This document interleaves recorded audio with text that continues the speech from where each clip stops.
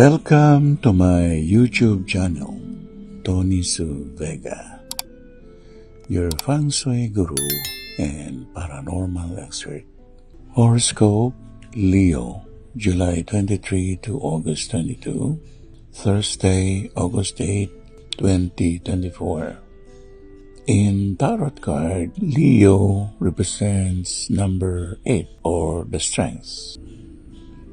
The strength within us not only comes from the food that we eat, but also from our disposition in life, our choice in life.